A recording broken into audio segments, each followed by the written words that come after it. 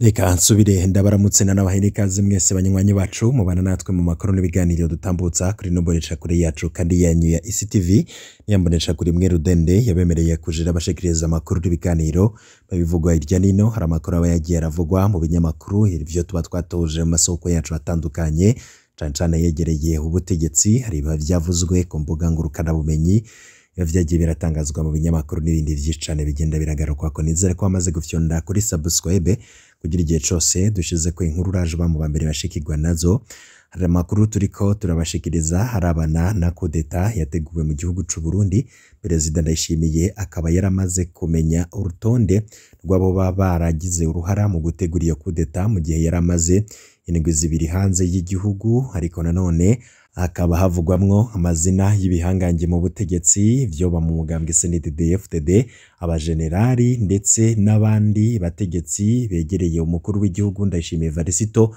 Murazi icuka kibi kiri hagati ya Neva n'umukuru w'ibiro vy'igisirikare General Prime Niyongabo. Icuka nanone si ciza inyuma yaho Gervas Ndirakobuca yankiye gushira umukono kuri dekret y'umukuru w'igihugu bogoza mu mabanga. General Prime Niyongabo murazi vyabaye kumbonesha kuri y'igihugu RTNB. Murazi ibibazo bikomeye Perezida Ndayishimiye yagize mu gihe yaragiye gutahuka, aho hari umuhanuzi wiwe yoba yaramuhanuye ko atoja ku kibuga c'indege ahubwo yoja kururukira mu gihugu ca Tanzania bakaza kumutorayo n'imodokari. Ivyo byose Perezida Ndayishimiye yarabishize ahabona. Ivyo byose bikaba vyerekana umwuka mubi uri mu bihangange ndetse n'ibintu biriko biraba ku mpinduka Perezida Ndayishimiye ariko arakora.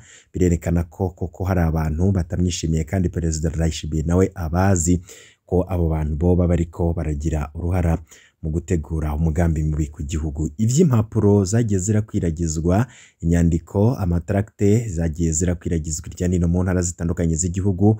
Bavuga ko bari mu murwi w'abasirikare n'abapolisi biyamiriza itembagazwa ry'ubutegetsi hakoreshejwe ingufu za gisirikare, ariko bo bakavuga ko bashigikiye umugambi wo gukuraho ubutegetsi atamaraso arinze kumeneka mu gihugu. Ivyo byose ndetse n'ibindi biriko birabera mu mugambwe w'inkona n'ibinyegezwa abarundi nivyo tugiye kugaruka ko muri kano kanya. Amakuru yihuta duhejeje kuronka avuye muri presidence muraza kuyekurikira. Ico tegerezwa gukora conyene no gufyonda kuri sabone maze twaje turashira ko amakuru akagushikira mu bambere. Imbere yuko tuja mu zindi nkuru ngira mbanze ndabashikirize ino nkuru y'akamaramaza ivugwa ku mushikiranganje w'ubutungane yo bavugwa mu biturire, ariko ibiriko biraba vyose bikama vyamaze kuja ahabona. Bikaba rero ari akamaramaza kubona umushikiranganje w'ubutungane amaramaza igihugu kuraho akarya ibiturire. Ukuntu umushikiranganje yoba yarariye ibiturire ndetse n'ibintu biriko biraba ariko bikagerageza kunyegezwa nivyo tugiye kubashikiriza muri kano kanya. Dutangurire kuri dossier ya Buyeye, sentare irwanya ibiturire kuru anticorruption ikaba yarayejeje umushinga ntahe Buyeye Andre n'abacamanza babiri ba sentare Ntahangwa kubijanye n'igiturire bagirizwa. Abo bacamanza bapfunzwe akaba ari Habonayo Evariste na Ndihokubwayo Emma. Umushinga ntahe Buyeye Andre akaba yarashikanwe mw'ibohero rya Mpimba, niho rero ari gushika n'ubu. Amakuru adushikira yemeza ko yahashikanywe. Amakuru adushikira akamenyesha ko abacamanza babiri ba sentare ya Ntahangwa bari bafashwe barapfungwa bagirizwa kuba barahawe igiturire na Buyeye Andre nk'uko ubushikiranganje bw'ubutungane bwari bwavyanditse. Ariko nanone ico gihe bariko batanga umuco ku nkuru yari yatangajwe ku rubuga rwa Twitter. Benshi rero kuva abo bacamanza bafatwa ntibigeze bamenya ko bariko babesherwa n'umushikiranganje Domine Banyankibona kugira abatoteze, kuko ngo bari baremeje ko bagiye ku maparisera basanga Generose yahawe parisera irenga. Kandi igitangaje iki gihe bari barungitswe na Domine Banyankibona ku igenekerezo rya 29 z'ukwezi kw'icenda umwaka wa 2023 niho abo bose uko ari batatu barengutswa imbere ya kuru anticorruption, kuvuga sentare ijejwe kugwanya ibiturire nk'uko amakuru twatohoje abivuga. mu mubonano canke se mu mburano zabo abo bacamanza babiri basiguye ko atagiturire bigeze bakira kuko bobo banditse ku mpapuro ivyo biboneye igihe barungikwa gusuzuma amaparisera. Twibutse ko abo bacamanza ba sentare ya Ntahangwa bari bararungitswe ku itegeko ry'umushikiranganji ry'ubushikiranganji ku itegeko ry'ubushikiranganji bw'ubutungane ku maparisera kwirabira ko Generose yoba yari yahawe parisera irenga imwe. Domine Banyankimbona ubwiwe aca yivugira ko nibasanga Generose yahawe iyirenga imwe azoba ari amakosa. Bavuye aho ku maparisera niho baca batanga icegeranyo cemeza ko Generose yari yahawe parisera irenga imwe za parisera z'abana ba Buyeye. Ni naho rero umushikiranganji Domine Banyankimbona yaciye avuga ko ivyo bitabaho, parisera zamye kandi ziguma zegukira abo bana bo ku mugore wa mbere.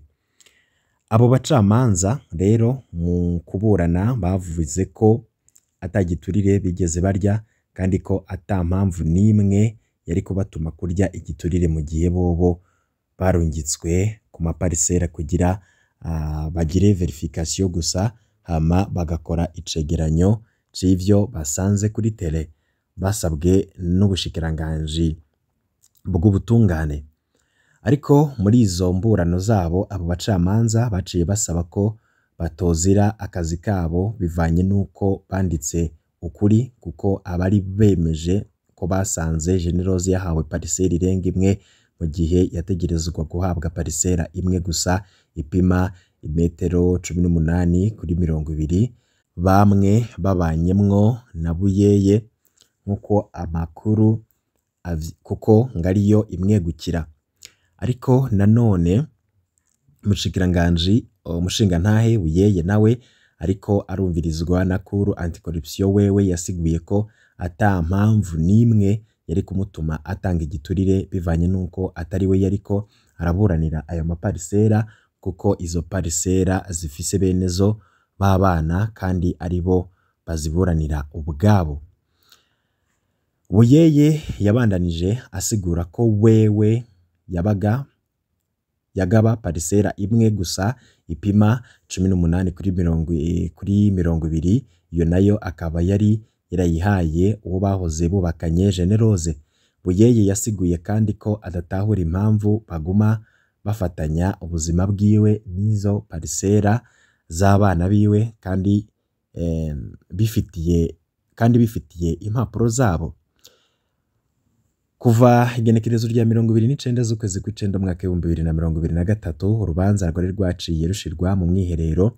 Ejo hahise rero niho urubanza rwava mu mwiherero Cour anticorruption canke sentare ijejwe kurwanya igiturire ica yambika izera babacamanza babiri ba sentare ya Ntahangwa be n'umushingantahe Buyeye Andre nkuko bigaragara ku mpapuro ku rwandiko twaronse.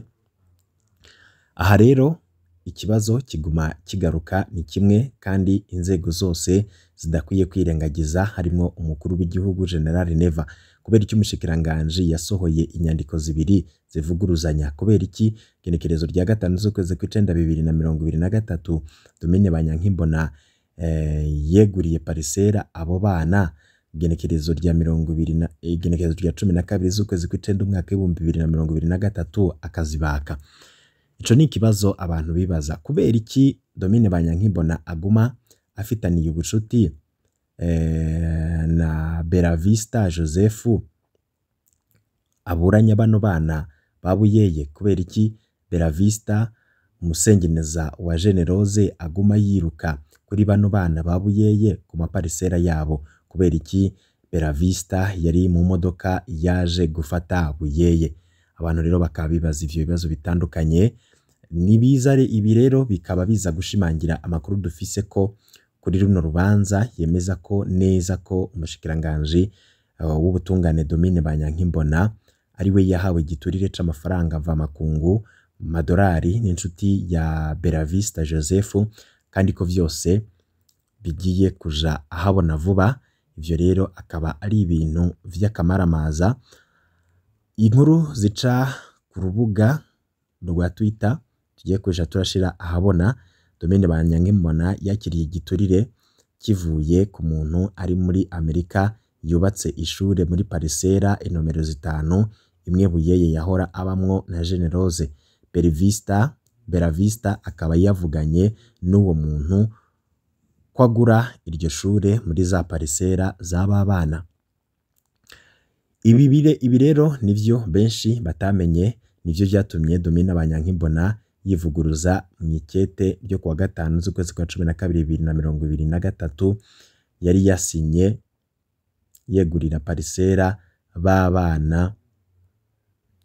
Ibi navyo vyatumye aca atangura kwiruka kuri ba bacamanza bigera batumwa kuja kugira verification ku maparisera gerekerezo rya 11 z'ukwezi kwa 4 mwaka 2023.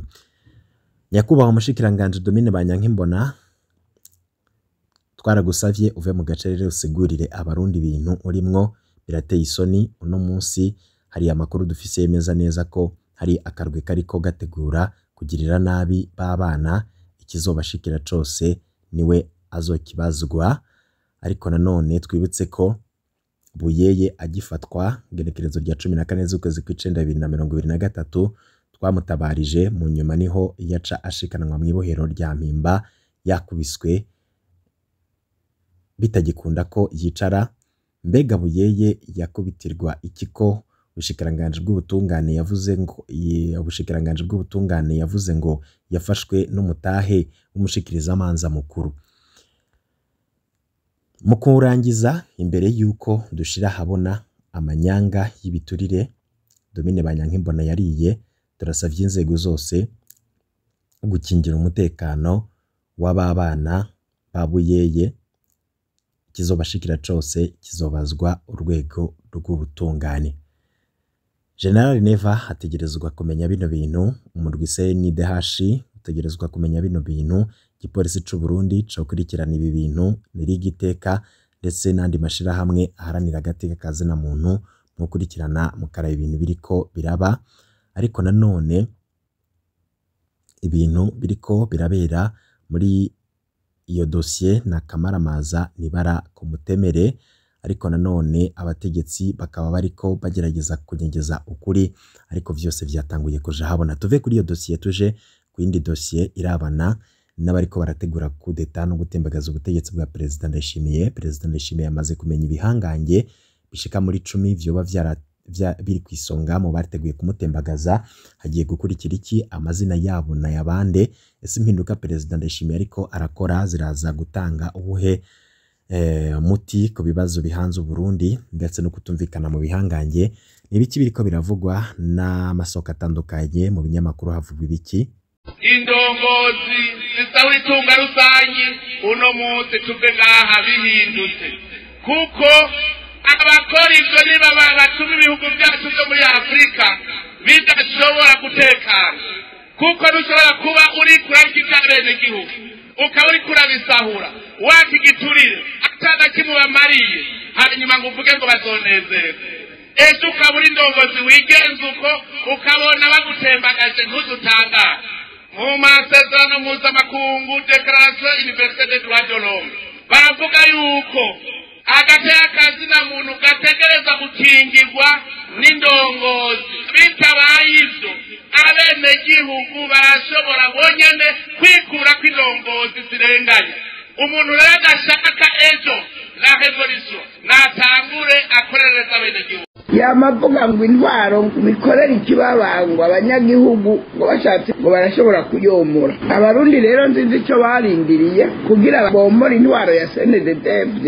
Icyo ndumva icyo barindiriye nicyo ndumva. Ndatangara cyane ingene Ndayishimiye wenyine atarikura, kuko kuko we nyene yama ariko aravuga ngo ukoreye nabi abanyagihugu ngo akwiye guca ngo yikura ngo akagenda ngo cange bazomukura ngo ntagire ntibazomukura. None rero jewe ikintangaza nuko yanka kwikura wenyene, ko yanse kwikura rero akaba ariko akorera ikibi kirenze urugero abanyagihugu. Nibaheze abarundi babimenye bamukure ko wenyene arabivuga, mu gihe abivuga nibabimwereke ko wenyene akwiye kuva. Umukuru w'igihugu ngo bizomugora guhitamwo muri kino gihe c'ingorane z'urusobe, bishikirizwa na Andre Nikwigize mu rwandiko yanditse akarucisha mu kinyamakuru RPA. Muri urwo rwandiko yibutsa ibiri mu gitabo ciwe yasohoye mu mwaka uheze muri Ndamukiza, aho amenyesha ko umukuru w'igihugu yamakikijwe n'imigwi 4 y'abahanuzi. Ivyo bikaba byavuzwe imbere y'uko umukuru w'igihugu ahindura abarongoye amakambi menshi y'inzego z'umutekano, inyuma y'ibimaze iminsi bivugwa byo kumukura ku butegetsi kubera ngo intwaro yiwe ataco iriko iramarira abanyagihugu. Bamwe n'abandi bakabona ko naho umukuru w'igihugu aguma ahindura abo yiketse ko bashobora kumumerera nabi, ibyo akora byose ngo nimfa gusa kuko bose ngo bakura muri systeme nyene isanzwe ihari. Igikenewe nyamukuru cogabanye ingorane bimwe biboneka ziri mu gihugu ngo nuko yotunganya ibiganiro bidakumira abarundi bakavugana ukuri kose kwingene igihugu cotwagwa, ataruko ngo ivyo akora byose ni nko kuvomera mu kintu kiva. Inkuru na Dondo Diemba z'umutima.